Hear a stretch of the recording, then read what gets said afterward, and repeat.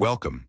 Today we uncover a story from June the 4th, 1943, that challenges everything you think you know about wartime society. At the heart of this investigation is a startling scene at Norfolk Naval Base, where a German officer saw Americans working shoulder to shoulder, whites and African Americans, operating machinery, selling newspapers, and sharing space with enemy prisoners, without fear or hostility. Could this be the true face of America during the Second World War? Butcher later wrote about how German prisoners were awestruck by the normalcy around them, women in coveralls managing cranes, children selling newspapers, and veterans of the Africa Corps standing in formation, an image so far removed from Nazi propaganda that it seemed impossible. Meanwhile, the sheer scale of Norfolk's operations was staggering. More tonnage unloaded in a single morning than entire German ports handled in a week. Yet what truly shocked the prisoners was not just the size, but the everyday normalcy. Civilians freely wandering, vendors serving coffee and donuts near warships, a brass band playing patriotic tunes, an environment that seemed almost idyllic. And then there's a deeper enigma: German prisoners, including 2,500 veterans, witnessing a society so confident and stable that it treated its enemies as guests rather than foes. They saw civilians entering military zones without hesitation, shared meals with their captors, and observed American racial integration in medical units, an alien concept to Nazi ideology. How could a nation at war maintain such calm, such normalcy, while holding thousands of enemy soldiers? This raises a fundamental question. What does this tell us about America's true nature during the war? Its strength, its contradictions, and its hidden realities. In this video, we will trace the journey from those first moments of awe to the shocking revelations that challenged Nazi perceptions and ultimately reshaped the prisoners' understanding of their enemy. We will sift through facts, uncover contradictions, and piece together a story far more complex and far more intriguing than any propaganda could suggest. The most astonishing truths are just ahead. The story begins now. On the morning of June the 4th, in the year of 1943, the vast naval facility at Norfolk, located in the state of Virginia, was bustling with activity. The scene was set against a backdrop of early morning haze, which only added a touch of solemnity and mystery to the moment.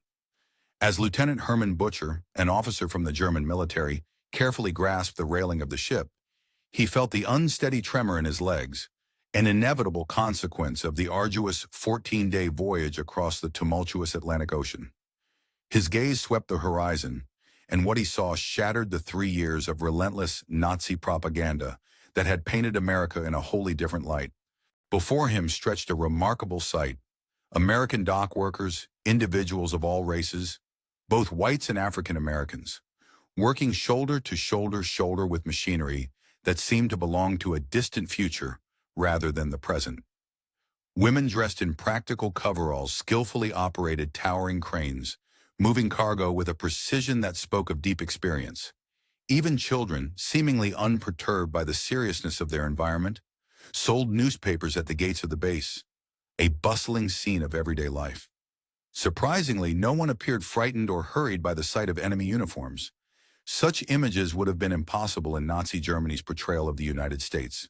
The scene was, in essence, a vivid embodiment of their concept of American Americana, a term Herman Butcher later used in his memoir to capture the stark contrast to Nazi propaganda. He leaned toward a fellow officer beside him and whispered, "The Americans are crazy," a comment born from a mixture of bewilderment and disbelief. Later in his reflective memoir, published in Germany in the year 1952, entitled Behind Barbed Wire, Butcher would document this extraordinary encounter, providing one of the most detailed and nuanced accounts of life in America during that era. His words offer a rare glimpse into a society that, on the surface, appeared normal and unthreatening, yet harbored complexities that would eventually unsettle even the most hardened military minds. The vast Norfolk Naval Base itself sprawled across an astonishing 4,300 acres, an area so expansive that its docks seemed to extend to the very horizon. Cranes, ships, and workers operated in a seamless rhythm, unloading and loading dozens of vessels simultaneously. On a single morning, this port handled more tonnage than the entire weekly capacity of Hamburg, Germany, a staggering fact that exemplified American industrial and military strength. However, what truly left the German prisoners and their guards awestruck was not just the scale of the operations, but the everyday normalcy that pervaded the base. In the midst of this military hub, civilians wandered freely, seemingly unperturbed by the presence of armed soldiers and warships. Vendors set up stalls offering steaming cups of coffee and fresh donuts within sight of mighty warships, an image that stood in stark contrast to the austerity and scarcity familiar to Germans. Nearby, a brass band played lively popular tunes at a rally supporting war bonds, fostering an atmosphere of community and patriotism. Among the crowd were 2,500 veterans of the Afrika Korps, part of the German Wehrmacht, standing in formation on American soil, an event that symbolized the beginning of a new chapter for these prisoners. They were the first significant group among what would eventually total 425,000 German prisoners held across the United States by the conclusion of the war. What these prisoners would observe over the coming months would be considerably more unsettling and more revealing than mere American prosperity. This was not just about abundance. It was about the fundamental nature of the society they found themselves in. They witnessed a nation at war that, astonishingly, refused to act as one might expect a wartime society to, displaying instead a remarkable sense of normalcy and stability. It was a society so confident in its power that it treated its enemies not as foes to be destroyed, but as guests who had overstayed their welcome. Moreover, the peculiar customs and inexplicable behaviors of everyday Americans, such as civilians freely entering military zones, the informal camaraderie, and the relaxed attitude, began to seem more threatening to the Nazi worldview than any battlefield defeat could be.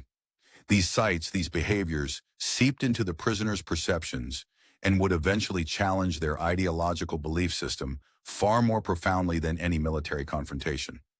The process of registering and processing the prisoners at Norfolk began with what Butcher would later describe, using the term the first impossibility in his memoir, emphasizing the stark contrast with German military doctrine. In the German military's practices from Poland to France and across Africa, prisoners were regarded either as assets to be exploited or as burdens to be minimized, and the implementation of the Geneva Convention was often merely acknowledged when convenient and disregarded when not.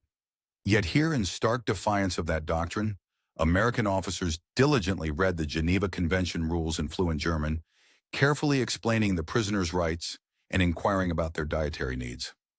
According to records maintained by the International Red Cross in his detailed report from July of 1943, Matroy observed that the medical care administered to German prisoners of war was on par with, or even superior to, the treatment provided to American military personnel. This assertion drew surprise and skepticism from the prisoners themselves, who found it difficult to believe the quality of the health care they received. Interestingly, within the American military structure, there were instances of racial integration, such as African American medical personnel serving in mixed units at Norfolk. However, such integration was not universally practiced across the entire military. One particular documented case involved a black medical technician who performed routine blood draws from Wehrmacht officers, a task that in Germany's legal framework would have been strictly forbidden due to racial segregation laws. Here in the American military context, such interactions had become a standard part of everyday medical procedures, highlighting a stark contrast with the rigid racial boundaries enforced in Nazi Germany. The most astonishing example of the paradoxes in this environment emerged during what was ostensibly a mundane moment: mealtime. German prisoners were escorted into a mess hall where American sailors were already eating. These two groups, former enemies who had engaged in deadly convoy battles in the Atlantic, shared the same dining space, yet they sat at opposite ends of the room. They moved through the same food lines, received the same quality meals, and were served in the same facilities. Despite this proximity, the American sailors displayed little interest or curiosity toward their enemies. Instead, they appeared absorbed in a radio broadcast of a baseball game, seemingly indifferent to the Germans sitting just 50 feet away, separated only by a few tables and a wall. The subsequent 3-day train journey further deepened the surreal nature of this experience. Unlike the secretive and highly controlled prisoner transports in Germany, American authorities made no effort to conceal the movements of prisoners of war. Instead of freight boxcars, the prisoners traveled comfortably in passenger coaches equipped with cushioned seats, passing through stations where civilians gathered openly to observe the convoys. At Union Station in Washington, D.C., as recorded in station logs from June of 1943, German prisoners watched American families bidding farewell to soldiers bound for training camps. The scene was remarkably normal, wives kissing their husbands goodbye in public, children waving small flags, teenagers enjoying milkshakes in the station's bustling restaurant. These prisoners, enemies who only days before had been fighting at sea, some even in convoy battles, bore witness to a scene of American civilian life so familiar and informal that it seemed almost surreal. The same platform served as a backdrop for this unusual convergence of enemy soldiers and American families, only separated by glass partitions and guards, whose primary concern appeared to be managing railroad traffic rather than observing the prisoners. As the train moved through Pennsylvania, it passed industrial zones that displayed a striking lack of concealment. Factories, including the prominent Glen L. Martin aircraft plant in Baltimore, displayed their names openly with vast parking lots filled with personal automobiles belonging to workers, vehicles that German prisoners could clearly see. They could easily count the B-26 bombers lined up for delivery, their presence a testament to America's wartime industrial effort operating in full view of its enemies. There was no security paranoia here, no attempt to hide what was happening. Instead, American industry and military operations functioned transparently, in plain sight. Travel through Pennsylvania took the prisoners past coal mines and steel mills, sites that operated around the clock with relentless activity. The night sky above these sites glowed an ominous orange from the ever-burning blast furnaces, a continuous spectacle of industrial power. The surrounding areas were dotted with residential neighborhoods, houses with gardens, not barracks, spreading for miles around each industrial complex. Lights illuminated every window, and radio antennas sprouted from roofs, reflecting a vibrant, thriving community. At a stop in Harrisburg, Pennsylvania, which is well documented in the records of the Pennsylvania Railroad, German officers observed American workers during shift changes. Men carried lunchboxes, wore leather shoes and wristwatches, and drove personal vehicles, indicators of everyday civilian life. According to Butcher's memoir, one worker discarded a half-eaten apple and then casually opened a fresh one from his lunchbox, demonstrating a relaxed attitude toward food that contrasted sharply with the wartime scarcity and rationing experienced in many other contexts. This casual wastefulness of food by the American workers, so ordinary and unremarkable, highlighted the normalcy and abundance that characterized life on the home front, even amidst the ongoing global conflict. In the midst of a war-torn world where conflicts often stripped away basic human dignity and left prisoners in squalid, inhumane conditions, there emerged an exception that defied expectations, a stark contrast to the brutal treatment typically endured behind barbed wire. This story begins with a laborer who, in a remarkable act of resilience and defiance, managed to astonish officers who had previously witnessed their own men fighting over meager scraps of food and supplies in Africa. Their lives had been marked by hardship and chaos, yet the scene at Camp Hearn, situated in the state of Texas, told a different story altogether. Camp Hearn was established in December of the year 1942 on a sprawling area of approximately 720 acres, positioned near the small town of Hearn within Robertson County. The purpose of this installation was to serve as a detention and internment facility primarily for German prisoners of war, and its existence was meticulously documented in military records, including the official files of the Army Corps of Engineers and the War Department, now kept with care at the National Archives. Official records reveal that this camp was designed to house up to 4,800 German detainees simultaneously, and the conditions provided there significantly surpassed what most of these prisoners had ever experienced during their civilian lives in Germany. The construction and operational details of Camp Hearn paint a vivid picture of a facility that challenged preconceptions about prisoner treatment abroad.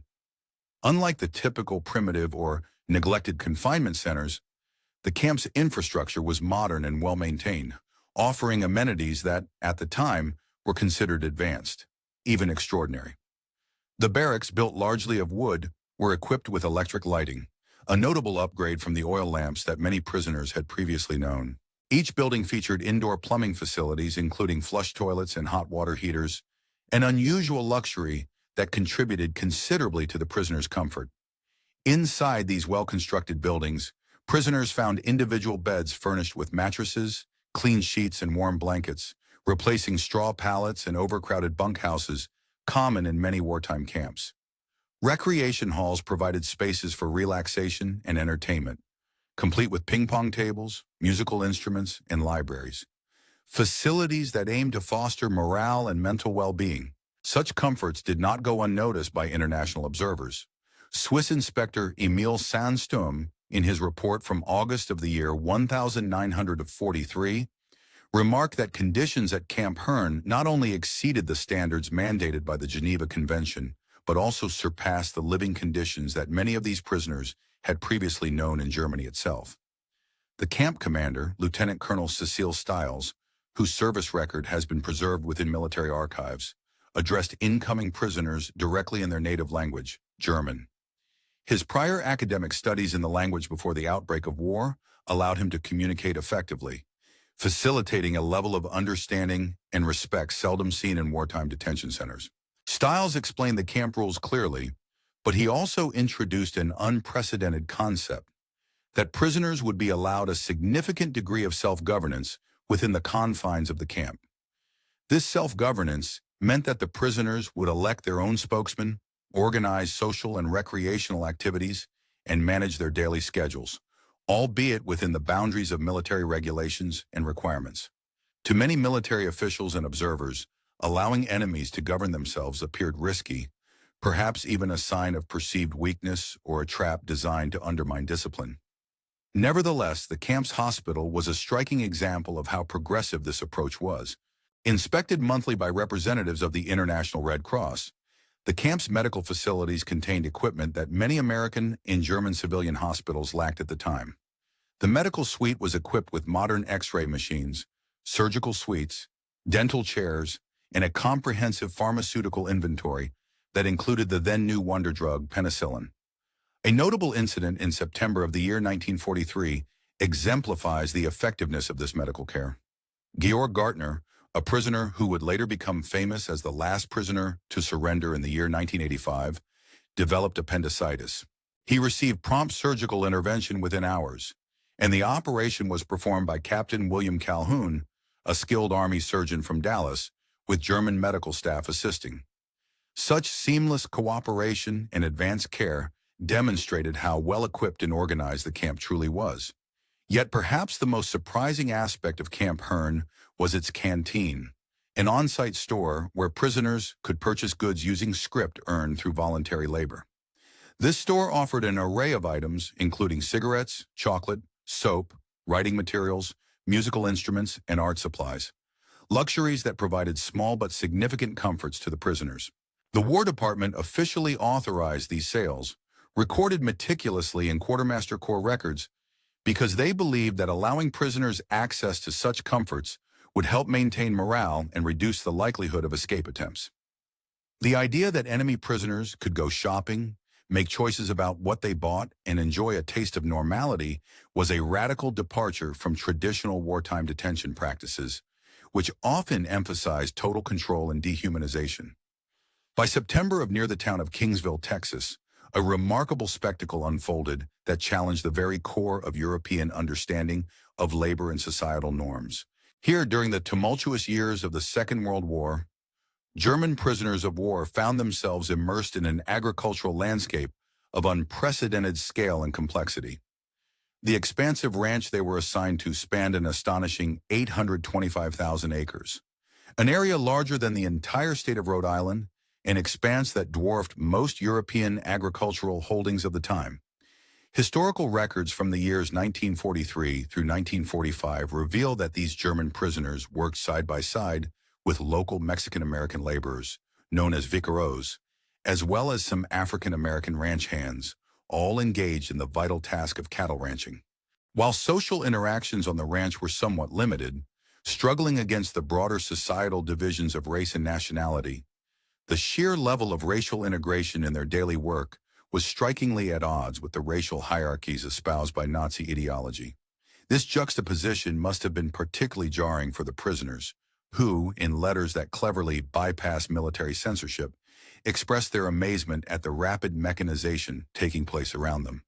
They marveled at the astonishing efficiency of a single combine harvester, which could replace dozens of manual laborers, illustrating how technology was fundamentally transforming American agriculture. Transport methods on the ranch further underscored this technological revolution.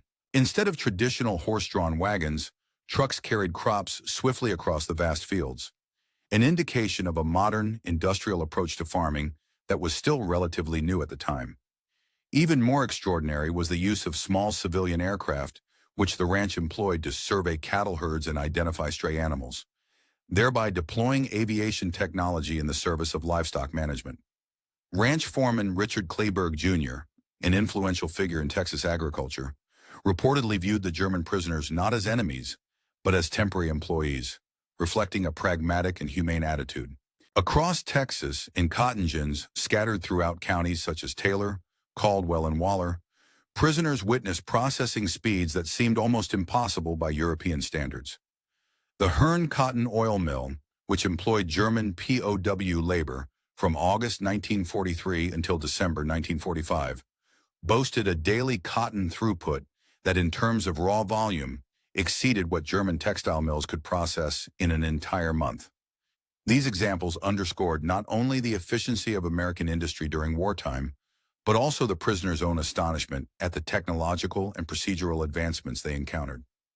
Despite the intensity of labor, prisoners experienced a level of humane treatment that belied previous wartime narratives of harsh discipline. They were afforded regular breaks, enjoyed full lunches, and were sometimes seen listening to radios while working. Simple pleasures that contributed to a surprisingly positive work environment. This approach demonstrated that productivity could be achieved through kindness and respectful treatment, rather than through brutality or strict authoritarian control, a stark contrast to the brutal conditions often reported in Nazi camps. Interestingly, the prisoners also discovered that American farmers freely discussed politics during their breaks, an open, frank exchange of ideas that was impossible under the oppressive silence enforced in Nazi Germany. Declassified FBI reports from the 1970s reveal that the German prisoners were often shocked by this openness, especially when they heard farmers criticizing President Franklin Roosevelt without fear or repercussions. For example, at one farm near Bryan, Texas, a farmer reportedly told a Department of Agriculture inspector to go to hell over a dispute regarding crop allocation, having no concern about the consequences. Such blatant defiance of authority was inconceivable to the prisoners, for whom strict obedience was a core virtue in Nazi society, where dissent could mean death. Throughout Texas, local newspapers such as the Hearn Democrat, the Bryan Daily Eagle, and the Temple Daily Telegram documented the interactions between German prisoners and the local civilian population. These reports, published in real time, offer valuable insights into the social fabric of wartime Texas, highlighting moments of camaraderie and casual contact that frequently took prisoners by surprise. They serve as a testament to the surprisingly ordinary social encounters that defied the prisoners' expectations of American society. In December of 1943, the Hearn Democrat published an account of German prisoners on supervised shopping excursions during the Christmas season, which provided a rare glimpse into the cultural landscape of wartime America.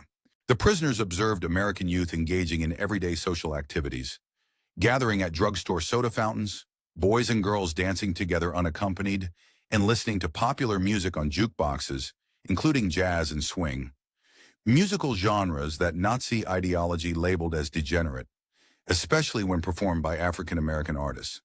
Despite wartime shortages and rationing, these young Americans dressed fashionably, openly displaying a vibrancy that contrasted sharply with the militarized, austere images often associated with wartime youth. The behavior of American women in particular appeared to the prisoners as extraordinary. Women drove trucks for the cotton oil mill, operated small businesses along Main Street, and even supervised male workers in defense. During the years from 1943 to 1944, a remarkable effort took place in the surroundings of Hearne, Texas, involving the identification and monitoring of German prisoners held at Camp Hearne. One of the key figures in this process was Brian Field, whose work and observations shed light on the complex interactions and intelligence activities conducted during this period. As a part of broader military and governmental efforts, authorities kept a close watch on the prisoners' movements and activities, especially in relation to the surrounding communities. Throughout Robertson County, various churches extended invitations to these German prisoners, allowing them to participate in religious services alongside local congregations. Records from several local churches, namely the First Baptist Church of Hearne, First Methodist Church, and St. Mary's Catholic Church, provide documented evidence of German prisoners attending services. These accounts confirm that prisoners were integrated into community religious life, often sitting quietly among local churchgoers, engaging in the communal and spiritual aspects of the town's life without incident. On Christmas Eve of 1943, the Hearne Democrat newspaper reported that prisoners had attended services at multiple churches, sitting humbly among the local members of the congregation, many of whom had sons serving overseas in the war. Importantly, no disturbances were reported during these gatherings, suggesting a level of peaceful coexistence and mutual respect under carefully managed circumstances. By the early part of 1944, the Specialized Projects Division within the Prost Marshal General's Office had developed highly sophisticated educational initiatives at Camp Hearne. These programs aimed not only to educate prisoners, but also to subtly influence their perceptions and attitudes. Declassified documents from the record group numbered 389 reveal the extent and complexity of this covert re-education effort. To the prisoners themselves, these initiatives appeared entirely voluntary, cloaked under the guise of educational enrichment. The camp's library, initially stocked with about 500 books donated by local citizens of Hearne, expanded rapidly to encompass over 5,000 volumes by August of 1944. The library's collection included texts provided through the American Library Association's Books for Prisoners program, which supplied works by prominent German authors whose writings had been banned by the Nazi regime. Among the materials available were Thomas Mann's The Magic Mountain, Erich Maria Remarque's All Quiet on the Western Front, and works by Jewish authors such as Leon Feuer. For a German prisoner of war, possessing or reading such books would have been tantamount to risking severe punishment or death in Nazi Germany, a stark contrast to the limited and propaganda-laden literature they could have been exposed to in their home country. Simultaneously, the camp collaborated with Sam Houston State Teachers College, now known as Sam Houston State University, to provide correspondence courses to the prisoners. College records from 1944 and 1945 document that approximately 340 German prisoners of war enrolled in a variety of courses, including English language studies, American history, mathematics, and agricultural science. Professors from the college made monthly visits to Camp Hearne, conducting lectures and examinations to facilitate this educational exchange. These efforts aimed to improve the prisoners' skills and possibly influence their worldview through exposure to democratic ideals and American values. The camp also maintained its own newspaper, called Der Spiegel, which translates to The Mirror, a distinct publication separate from the Der Ruf newspaper printed at Fort Kearny, Rhode Island. Archival copies preserved at the Army Heritage and Education Center chronicle the newspaper's evolution from early 1943 issues, dominated by Nazi propaganda, to later editions in late 1944 that featured open discussions on democratic principles and issues relevant to the prisoners' ideological transformation. Over time, the content shifted from the dissemination of Nazi ideology to more nuanced debates, reflecting the changing attitudes cultivated through the camp's educational and psychological programs. Declassified documents from the Special Projects Division of the military reveal that these efforts included highly sophisticated psychological operations designed to classify prisoners into three broad categories based on their political and ideological alignment. The first group, roughly 10% of the prisoners, consisted of anti-Nazi individuals who had been carefully identified through detailed screening processes. These prisoners, often through analysis of their letters, conversations, reading choices, and reactions to news of German defeats, were granted additional privileges, including leadership roles within the camp. They served as barracks leaders, discussion group moderators, and even newspaper editors, exerting influence on others, an influence that was rigorously monitored and guided. The second group comprised approximately 75% of the prisoners, categorized as non-political, whose treatment and educational programming aimed at their ideological transformation and integration into the evolving camp community. The remaining 15% were identified as ardent Nazis who received different treatment tailored to diminish their influence in an attempt to sway them away from extremist views. The entire screening process, developed collaboratively by Army psychologists and advisors familiar with German immigration and cultural backgrounds, involved subtle but comprehensive tests. Prisoners' reactions to the news of German military defeats, their selection of books from the camp library, participation in educational activities, and social interactions within the camp environment were all. The reports documenting the ideological shifts among prisoners of war are comprehensive and meticulously maintained. These weekly accounts, which trace changes in attitudes and beliefs, highlight a remarkable transformation that was rapidly unfolding.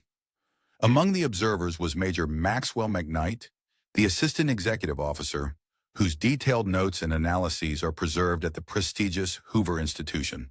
In a report dated November of the year 1944, McKnight emphasized that the pace of this ideological evolution was surpassing even the most optimistic expectations. He noted that approximately 60% of the prisoners who had not previously engaged with political ideologies demonstrated clear, measurable progress toward embracing democratic principles after just half a year of exposure to American society and strategic educational efforts. This rapid shift was made even more striking given the environment in which the prisoners found themselves. Being housed in American facilities meant that they were exposed to a level of material abundance that was almost surreal compared to what they knew back in Europe. To the prisoners, the casual availability of food, supplies, and even everyday comforts appeared almost mockingly opposite to the scarcity and deprivation they had endured in their homeland. The very sight of plentiful resources seemed to challenge their previous perceptions and perhaps even undermine the narratives they'd been exposed to during their wartime indoctrination. One particularly illustrative example of this stark contrast could be observed at the Alcoa aluminum plant located in Rockdale, Texas. This facility, where the prisoner laborers, designated as POWs, worked from September of 1943 onward, became a powerful symbol of American industrial might. The records from the plant reveal that those prisoners, many of whom were German, were often tasked with collecting scrap metal. On a single day, the amount of aluminum scrap discarded by the plant exceeded what German aircraft factories could manufacture or acquire in an entire week. Such data vividly illustrated the vast scale of American industrial waste, a resourcefulness that was almost incomprehensible to the prisoners, who had grown accustomed to severe shortages. The exposure of the German prisoners to American manufacturing processes continued through their assignments in various industrial sectors. For example, in food processing plants, the psychological impact was particularly profound.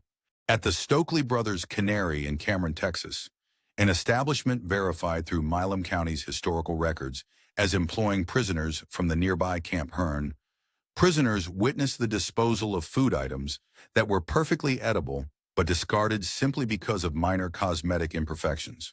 The prisoners observed tomatoes that were slightly underripe, ears of corn with irregular kernels, and beans with small blemishes, all of which were destroyed rather than consumed. This level of waste was in stark contrast to the food scarcity faced daily by the civilians, and especially the starving German populace. A poignant piece of evidence from this period is a letter kept in the archives of the Red Cross, written by a German prisoner, Corporal Friedrich Müller. In his letter, he lamented, "Today we destroyed hundreds of pounds of fruit because it did not meet canning standards. Fruit that would be considered a treasure in Germany has become mere garbage here." The letter also mentions that the American supervisor apologized for the waste, seemingly unaware of the profound cultural and economic disparity that made such waste unthinkable in Germany. The Christmas of 1943 at Camp Hearn stands out as a remarkable example of the unexpected attitudes of the local community toward their prisoners of war.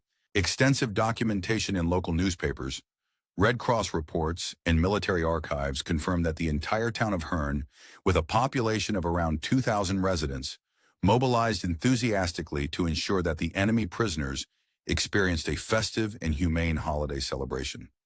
This response to enemy prisoners ran counter to many wartime expectations, which often envisioned hostility and indifference. On December 23, 1943, the Herne Democrat, the local newspaper, published a comprehensive list of donations and community efforts. The town's churches contributed 4,800 individual gift packages, each carefully packed with items meant to bring cheer. Schools in the area offered handmade holiday cards and decorations, adding a personal touch to the festivities.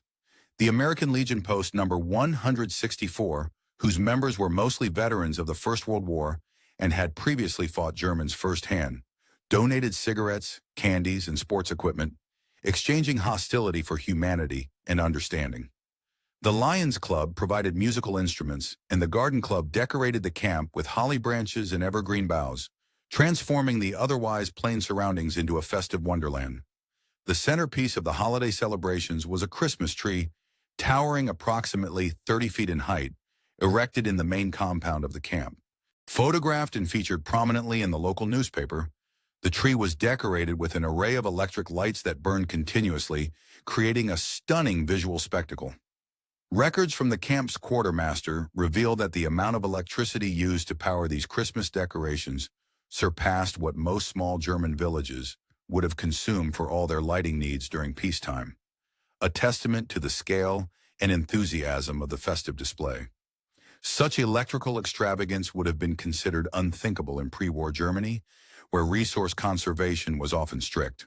The local community also arranged the complex and often contradictory social realities encountered by both prisoners of war and the American personnel who interacted with them during World War II, reveal a nuanced picture that challenges simplistic narratives of racial and ideological divisions. One illustrative example lies in the stark psychological dissonance experienced by American mothers, who, despite the ongoing conflict with Nazi Germany, found themselves singing patriotic or comforting songs to prisoners of war, some of whom were enemy soldiers, while their own sons were engaged in combat against German forces. This scenario, documented in various reports, highlights the emotional strain and moral ambiguity faced by many American civilians as they grappled with the dissonance between their prayers or songs of peace and the brutal realities of war. Adding to the complexity of wartime life is the detailed record of the holiday meal served to prisoners, meticulously documented in quartermaster archives. The Christmas feast offered to German prisoners, for instance, was a lavish affair consisting of a meal that could total approximately 5,000 calories per individual. Such an indulgent menu included roast turkey, with a generous 1-pound portion allocated per man, ham, candied sweet potatoes, green beans, cornbread stuffing, cranberry sauce, mince pie, apple pie, and ice cream. To accompany the feast, beer was provided for the enlisted prisoners, while California wine was reserved for officers. These provisions, rich and abundant, stand in stark contrast to the modest rations available to German civilians, which, when accessible, supplied only about 1,200 calories daily, highlighting a disparity in treatment and living standards, even within the context of wartime necessity. From the perspective of the German civilian workers and prisoners, particularly those employed at U.S. military installations in Texas, the social dynamics encountered during captivity and labor underscored a series of contradictions. These individuals, operating under the racial hierarchies deeply embedded in both Nazi ideology and American societal practices, often found themselves navigating a landscape where racial discrimination and power structures collided unexpectedly. Prisoners, some of whom were workers or guards, experienced a reality that was more complex than the simplified narratives promoted by propaganda or official reports. They saw firsthand that American racial policies often conflicted with their own prejudiced expectations. At Camp Herne, for example, black soldiers from the 359th Infantry Regiment occasionally performed guard duty, creating a situation that defied the racial segregation policies ingrained in American society. The German prisoners, products of Nazi racial doctrines, who had been conditioned to view non-white Americans as inferior, were faced with a new reality. They were subordinate to Black American soldiers, some of whom held authority over them. Requests from prisoners to be transferred away from assignments involving Black guards were systematically denied by the camp administration, with Lieutenant Colonel Stiles explicitly noting in a December 1943 report that German prisoner objections to Negro guards are noted and ignored. Yet amidst these institutional contradictions, prisoners also observed remarkable instances of segregation's absurdities. For example, they could dine in eateries within the camp that refused service to the Black guards, or attend movie theaters where their guards, who might have been present in the main sections, could not sit in the same areas. Paradoxically, in some contexts, enemy prisoners experienced more social freedom than certain American citizens, particularly African Americans, who remained disenfranchised and segregated in their own country. This juxtaposition deeply unsettled the ideological certainties of both the prisoners and the American authorities, especially when documented in records from agricultural work sites managed by the Farm Security Administration. In these agricultural settings, German prisoners often worked alongside Mexican American and African American laborers, and the efficiency of these racially mixed work crews was striking. When the focus was on the completion of tasks rather than racial identity, the supposed superiority of one race over another was rendered meaningless. Evidence from these work sites demonstrated that Black workers often outperformed their German counterparts in physically demanding tasks like cotton picking, directly challenging Nazi notions of racial superiority and racial purity as markers of productivity. Several documented cases vividly exemplify how the experience of captivity and labor in America transformed the perspectives of German prisoners, often leading to a reevaluation of their racial prejudices. One such case involves Herman Butcher, who arrived at Camp Hearn in June of the year 1943, bearing firm Nazi beliefs. His memoir offers a detailed account of his ideological decline, a process that unfolded gradually as he observed life within the camp and interacted with American personnel and prisoners of different races. The pivotal moment for Butcher came during Christmas of 1943, when local citizens brought gifts and kindness to the prisoners. Reflecting on this experience, he later wrote that these acts of generosity, described as gifts from people whose sons he and his fellow prisoners had been ordered to fight, revealed a strength rooted not in weakness, but in moral resilience. According to Butcher, such acts demonstrated the confidence of the victors, who understood that ending the war was not only about military victory, but also about securing a lasting peace founded on mutual respect and decency. Remarkably, Butcher emigrated in the course of his life. He eventually married an American woman, settled down to raise children, and found employment as a tennis instructor in the sunny state of California.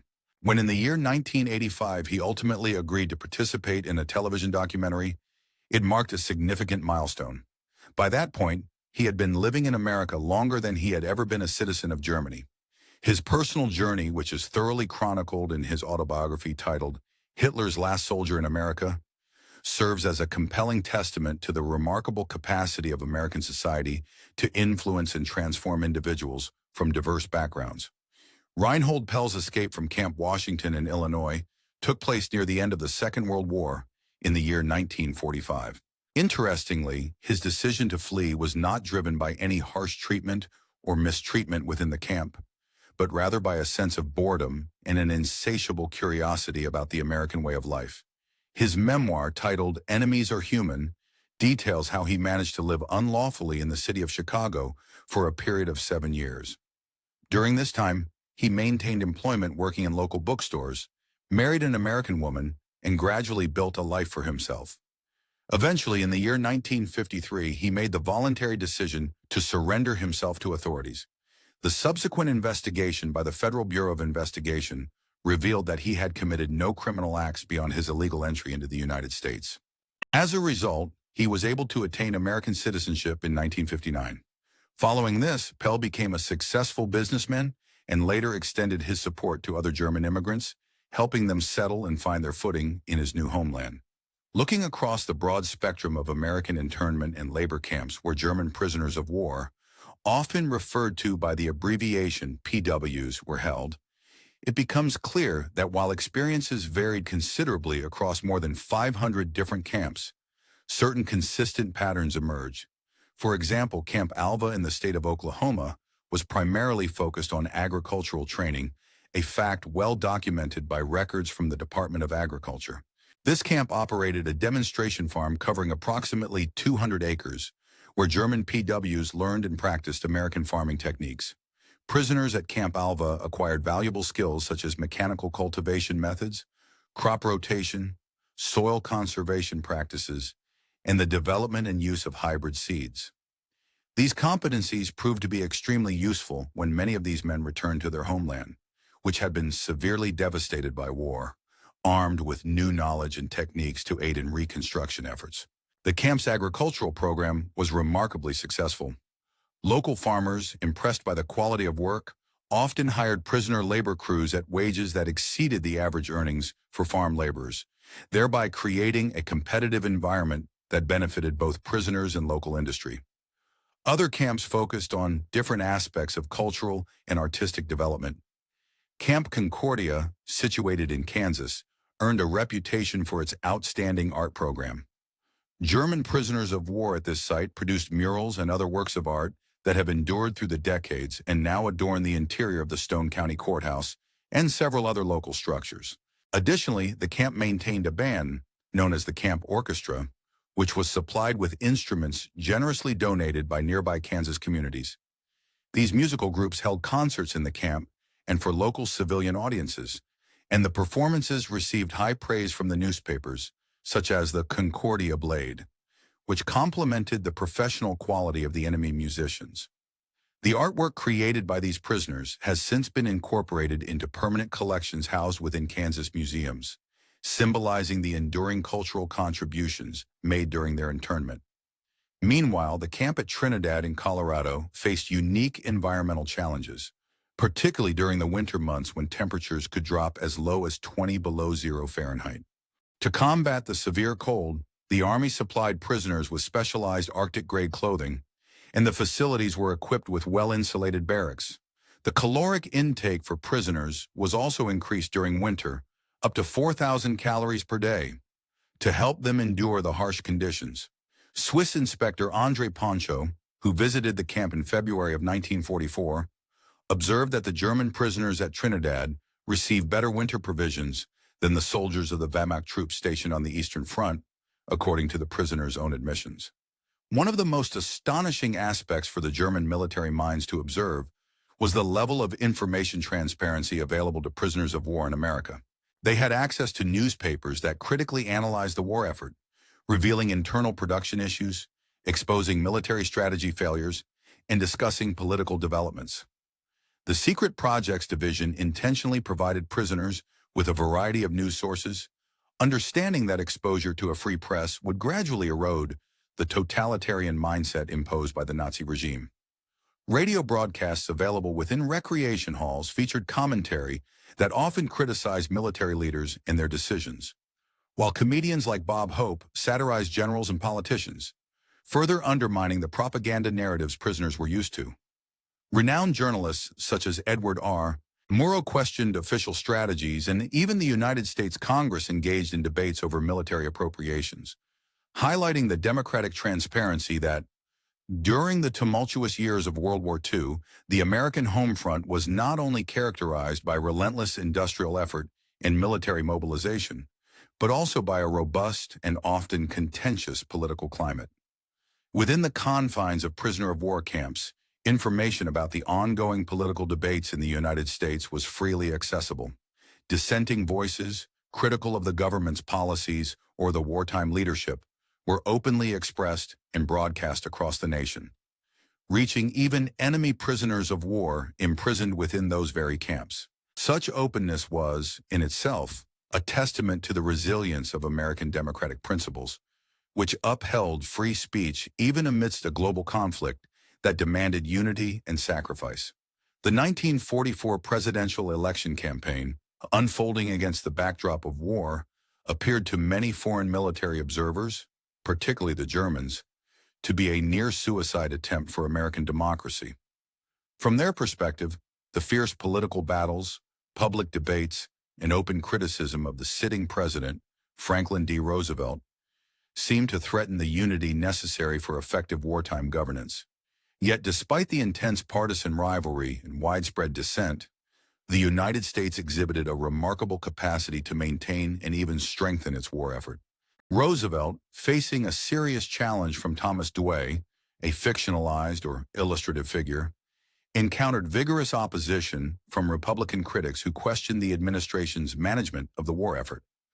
Newspapers across the country published numerous articles championing opposition to the president's policies, and political cartoons ridiculed Roosevelt, casting him as the commander-in-chief under relentless satire.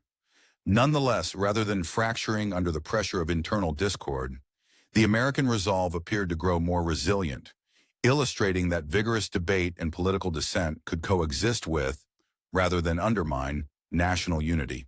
This phenomenon, where internal disagreements did not hinder but possibly invigorated the war effort, exemplified a fundamental strength of American democracy: the ability to confront and resolve differences openly and transparently.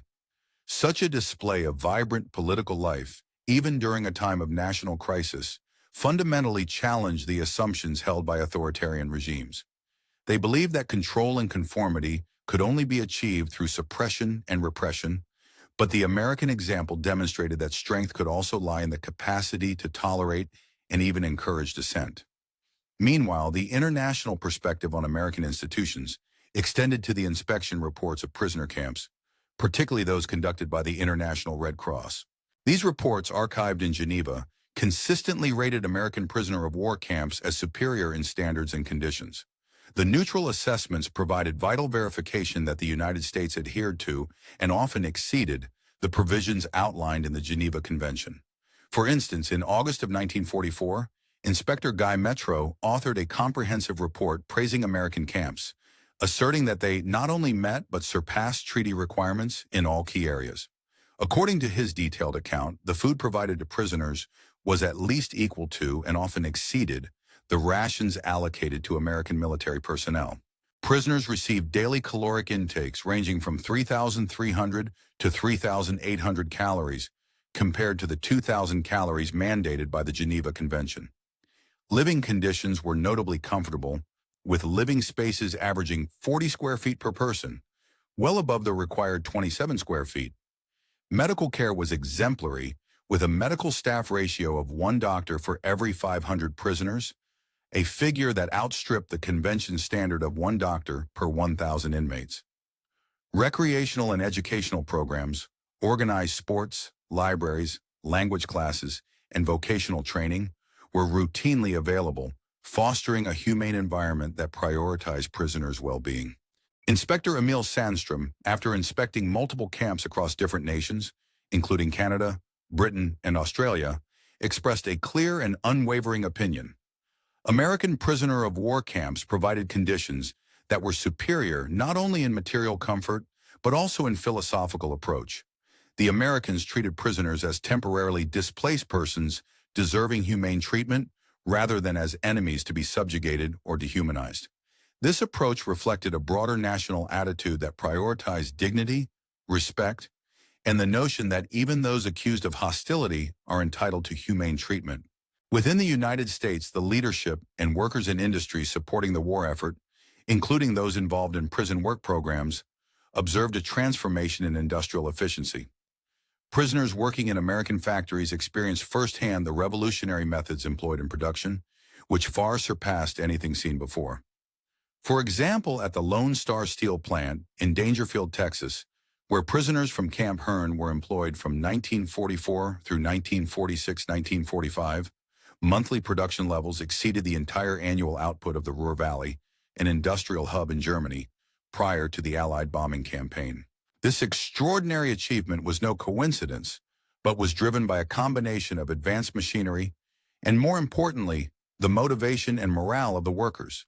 Company records reveal that prisoners and local workers actively competed for production bonuses, suggested improvements to processes, and took pride in their output. The factory floor was adorned with charts displaying each shift's productivity, akin to sports scores, which fostered a spirit of friendly competition and collective achievement. Prisoners proudly wore company pins, contributed part of their overtime earnings to war bonds, and even painted the names.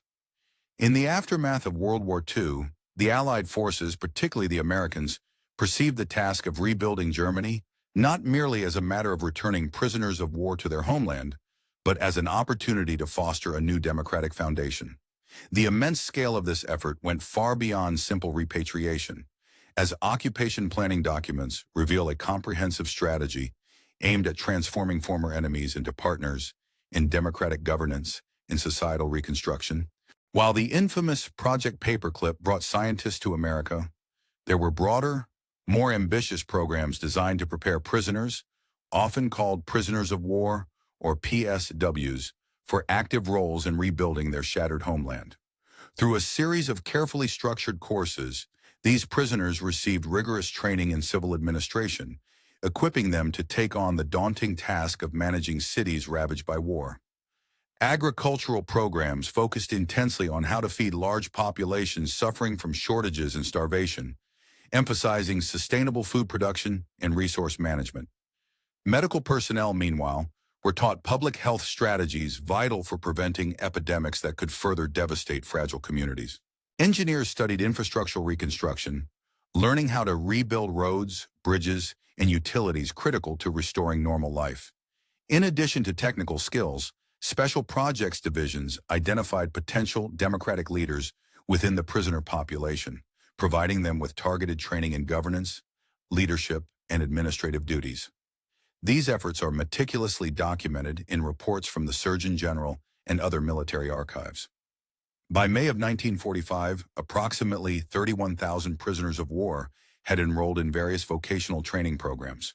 Among them, about 18,000 were studying English to facilitate communication and integration, 12,000 engaged in agricultural training, and roughly 8,500 participated in technical courses. Additionally, around 6,200 were pursuing business administration, preparing them to contribute to a democratic and market-oriented economy. In parallel, American authorities viewed the dissemination of future economic aid concepts, such as those later formalized in the Marshall Plan, as a crucial part of the prisoners' educational process. Before these initiatives were publicly announced, prisoners were introduced to the ideas of economic rebuilding, international cooperation, and mutual prosperity. American officials from the State Department visited these camps regularly, explaining the U.S. intentions to assist in Germany's recovery rather than seek retribution. This extraordinary show of generosity, seen as almost incomprehensible by some, challenged and ultimately shattered the final vestiges of Nazi ideology, rooted in racial superiority and the survival of the fittest doctrine. The scale of this transformation is further evidenced by the statistics.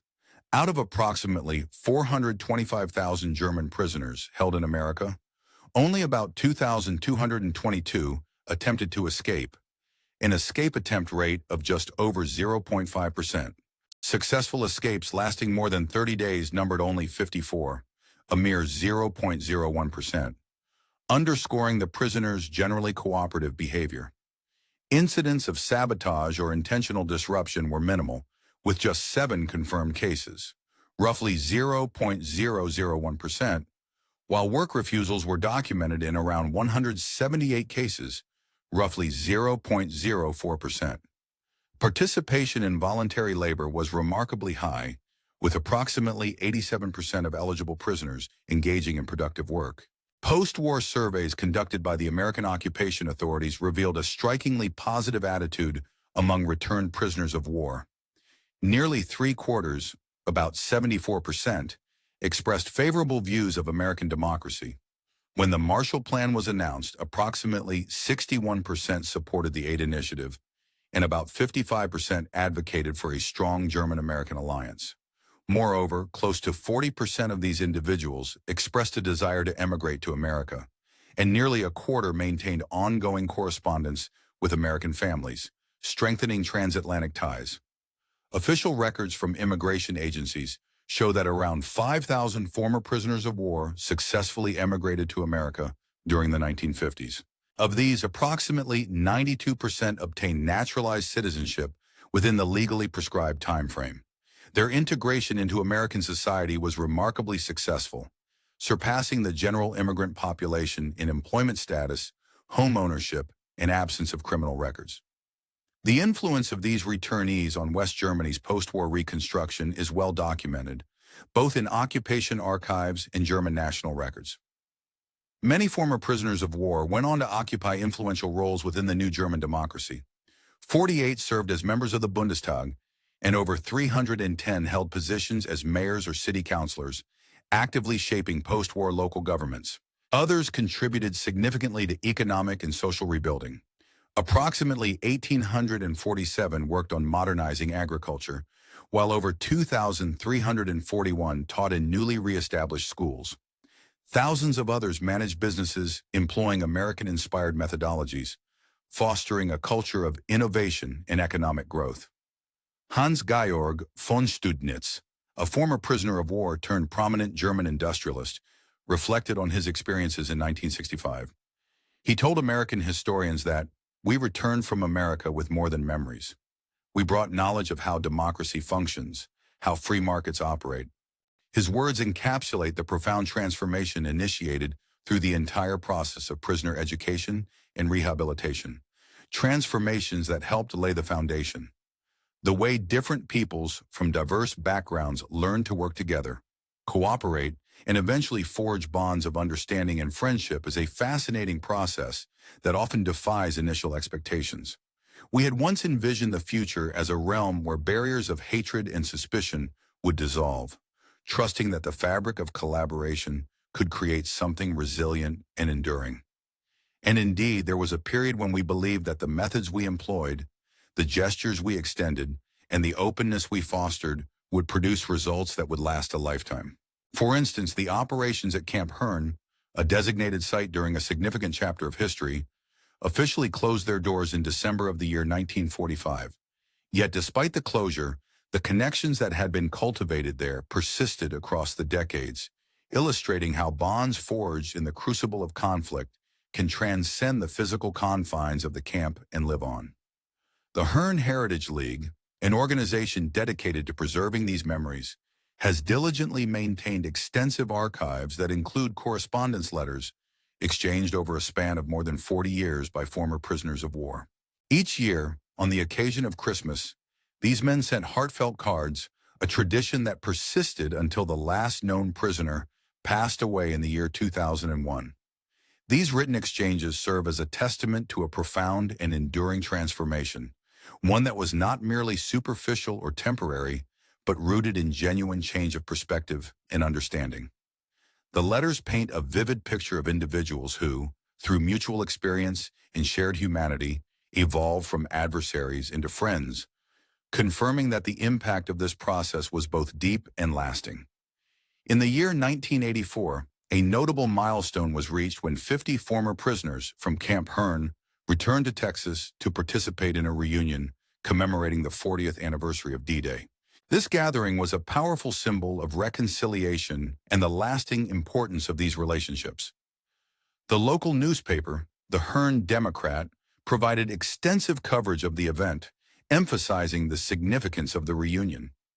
During these proceedings, former enemies who once had been locked in the brutalities of war embraced their former guards in a gesture of genuine friendship and mutual respect.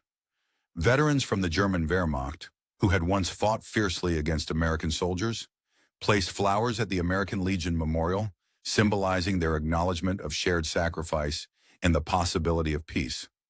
Fritz Zimmermann, representing the group, articulated a poignant reflection on this remarkable transformation. He stated, "We came as enemies believing in racial superiority and national destiny. We left as friends understanding that democracy's chaos is its strength, that diversity creates rather than weakens unity." His words underscored a critical realization that the ideals of democracy, with all their inherent disorder and complexity, can foster unity when approached with openness and empathy. The story of the German prisoners of war in America has been extensively documented by historians who have thoroughly examined this unique chapter in history.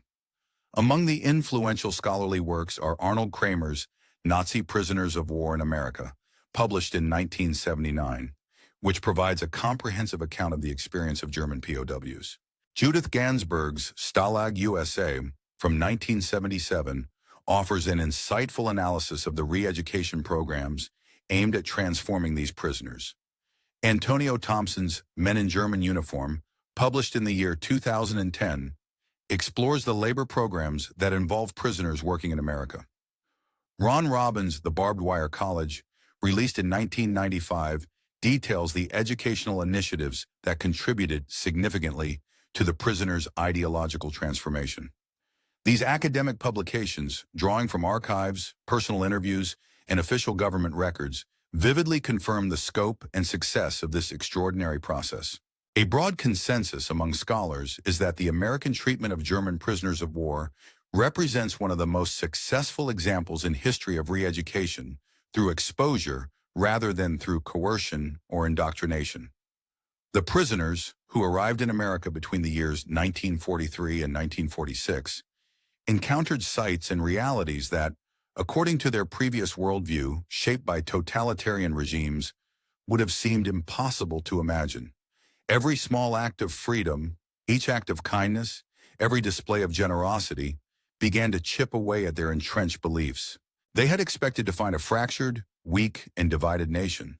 Instead, they discovered a society that exuded confidence, resilience, and a surprising capacity for mercy extended even to enemies. This transformation was achieved not through propaganda or propaganda-like efforts, but through the undeniable reality of everyday life in the United States. The prisoners observed democracy in practice, witnessing it operate amidst what appeared to them as chaos. They saw racial integration progressing openly and visibly, despite the persistent segregation they had been conditioned to believe was inevitable. They watched women take on roles of authority and leadership, all while maintaining their femininity, a stark contrast to the rigid gender roles they had been taught to accept. Most powerfully, they bore witness to enemies becoming friends, not through grand speeches or slogans, but through simple acts of human kindness and shared experience. These scenes, perhaps mundane to Americans, yet the remarkable journey of nations, rather than just isolated prisoners, highlights the profound evolution of collective identities and relationships. Observing the dramatic shifts within entire countries, rather than focusing solely on individual cases, reveals how pivotal moments can serve as catalysts for broader change.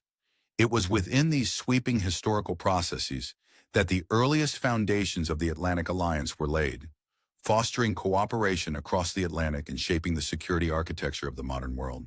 Concurrently, the Marshall Plan emerged as a monumental effort to rebuild war-torn Europe, demonstrating how generous aid and strategic planning could renew a continent ravaged by conflict.